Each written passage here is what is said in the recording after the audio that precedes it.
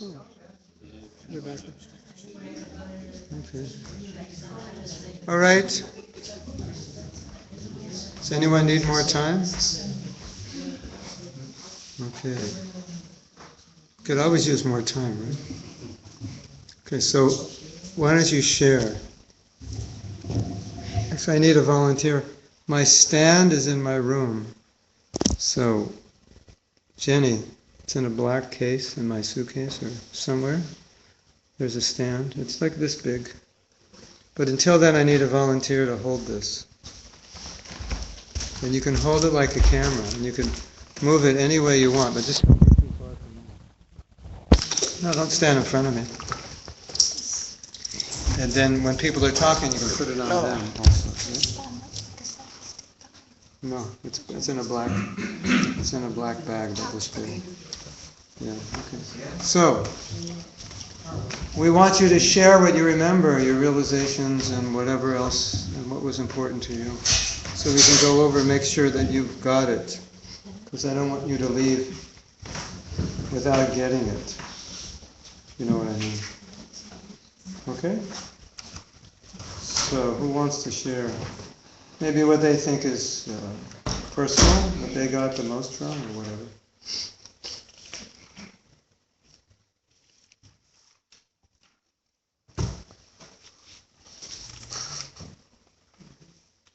Yes? I was just reflecting back when I first joined. There was a book put together by which is a town called Japa Reform Notebook, and I found it was very helpful when chanting Japa to hear enlightening things about the Japa. So hearing the holy name is important, but also maybe even more important is hearing about the holy name. So this type of workshop is good because you go away and you think, right, I'm going to have renewed inspiration to chant and chant better. Yeah, we're also going to do evaluations. And in his book, he suggested evaluations. You know, how scoring yourself kind of. We'll talk about that. Okay, that's good, yeah. It's a very important point.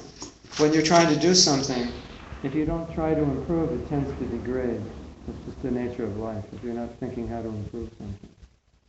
It doesn't usually stay the same. It could stay the same and it could get less, but it rarely gets better if you're not focused on how to make it better and making at least a decent effort. And part of the idea of a Japa workshop is that you're kind of recalibrating, you're seeing where you're at and how you can improve, and then applying that. So that's a really good point.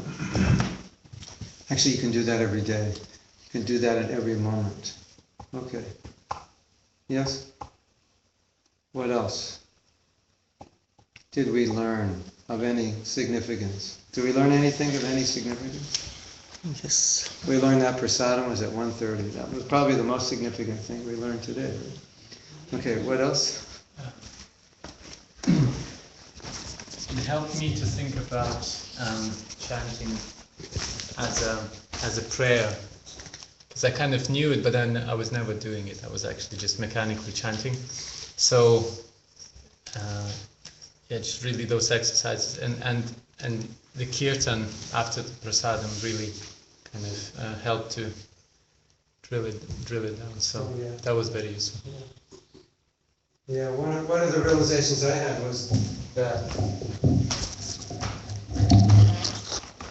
when you do kirtan, you tend to put more emotion into it. It's the nature of singing. And when you do japa, you tend to leave the emotion out. So if you can bring the emotion into your japa, same emotion that you bring into singing, then you can have an amazing experience with japa. Some people think the experience is with kirtan. It's not with japa. Japa is kind of like the torture session, you know. You just have to do it, you know. And kirtan is the nectar. So it's not like that. That was not the intention of japa, was to make you suffer or punish you.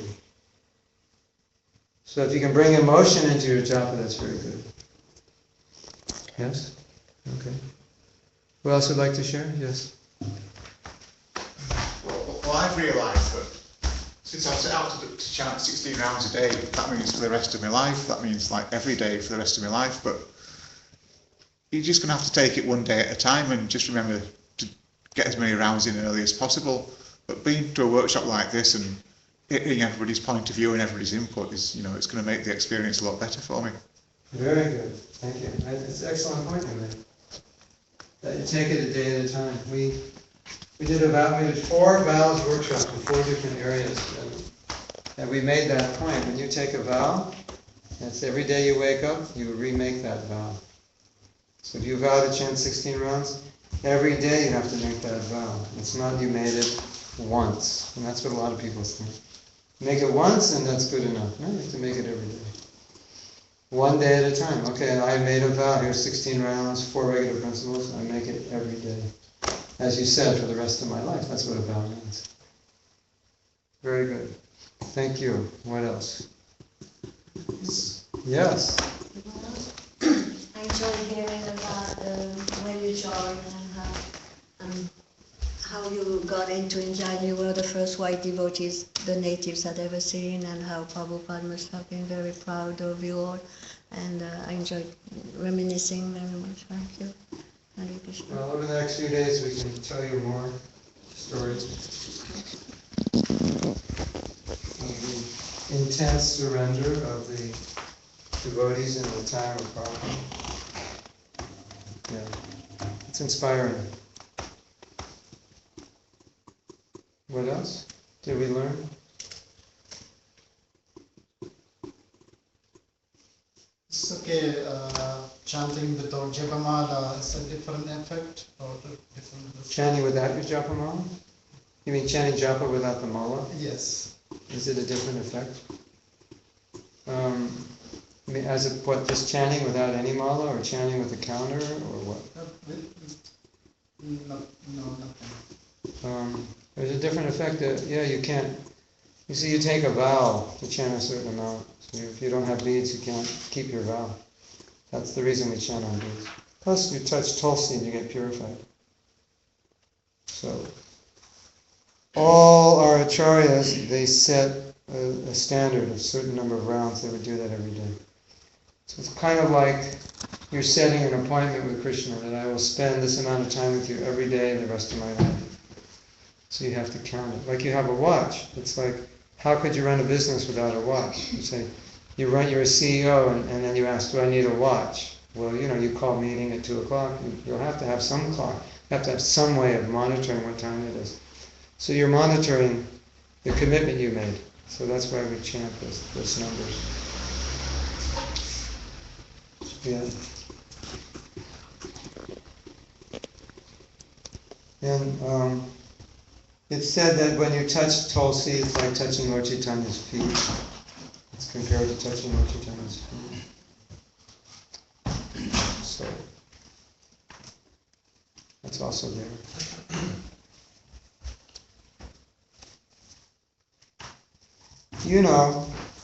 If you have a taste for the holy name,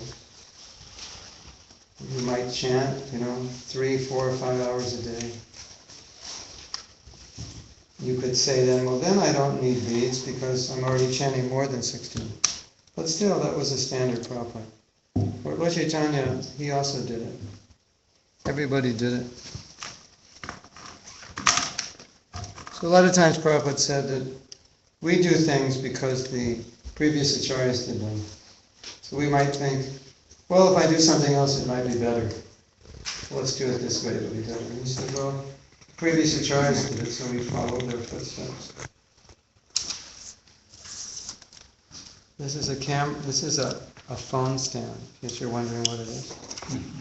And I give classes online, and therefore I use this stand. And I was supposed to give class online at this time of the day. And so that's what we're doing. So this poor devotee doesn't have to hold it.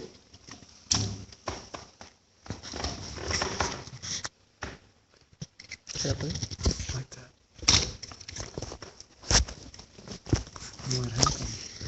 We just lost it. Okay, there we are, yeah. So, yes. What else do we learn? Students, are you awake? This is after prasadam, I know. It's like torture, but... Uh, 1, 2, 3, 4. Okay, you go first. So we shouldn't pay attention too much to the details, like how long we chant and how, whatever, where we sit and so on and so on. We should mainly focus on our level of consciousness, and these are the things they will come together. Because if we are respectful to the holy name, naturally we will sit and concentrate. If we are not respectful, you sit as you like and you will not have a thing. Very good. Do we have another mic, wireless mic, floating around? Somewhere. Anyway, I'll repeat just to make sure they heard, but I also want to repeat just so everyone understands.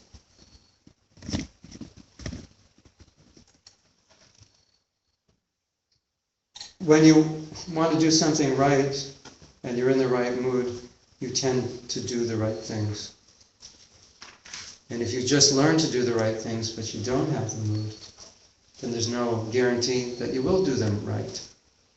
I'll give you an example. This one teacher who teaches about married life said that you can